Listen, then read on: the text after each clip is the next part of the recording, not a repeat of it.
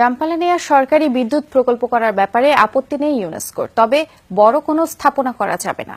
সকালের সংবাদ সম্মেলনে এসব কথা জানান প্রধানমন্ত্রীর বিদ্যুৎ ও জ্বালানি উপদেষ্টা তৌফিক-ই-ইলাহী চৌধুরী। তিনি বলেন, বাংলাদেশ সরকার ও বিদ্যুৎ বিভাগের যুক্তিতে সন্তুষ্ট হয়েছে ইউনেস্কো, আর এ কারণে আগের অবস্থান সংশোধন করেছে তারা। বাংলাদেশ ভারত যৌথ মালিকানায় সুন্দরবনের 14 কিলোমিটার দূরে তৈরি হচ্ছে রামপাল বিদ্যুৎ কেন্দ্র। শুরু থেকেই প্রকল্পের বিরোধিতা করে আসছে পরিবেশবাদীরা। তাদের মূল্যায়ন, এতে ক্ষতিগ্রস্ত হবে সুন্দরবন, ধ্বংস হবে জীববৈচিত্র্য। গেল বছর প্রকল্প এলাকা পরিদর্শন করে এ নিয়ে উদ্বেগ জানায় ইউনেস্কো।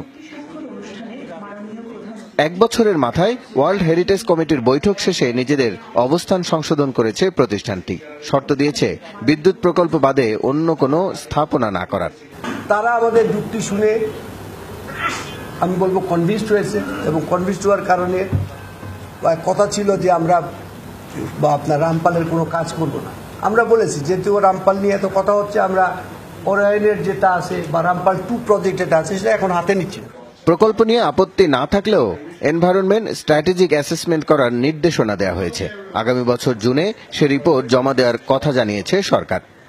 রিপোর্টটা দিতে হবে আমাদেরকে সামনের বছরের শেষে, দিলে আমরা ওই সেশনে সেই রিপোর্টগুলো উপস্থাপিত হবে।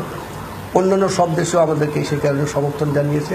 সেই এনভায়রনমেন্ট অ্যাসেসমেন্টে আমরা তাদের সাথে যোগাযোগ করে যেটা ইন্টারন্যাশনালি অ্যাকসেপ্টেড একটা টিওআর করে করব, এটা আমাদের জন্যই ভালো হবে। উপদেষ্টা বলেন, রামপালে বিদ্যুৎ প্রকল্প করতে বাধা নেই, ফলে স্বাভাবিক গতিতেই চলবে প্রকল্পের কাজ। 2019 সালের জুনে প্রথম ধাপে বিদ্যুৎ সরবরাহের কথা জানিয়েছে বিদ্যুৎ বিভাগ। রাসেল আহমেদ, যমুনা নিউজ, ঢাকা।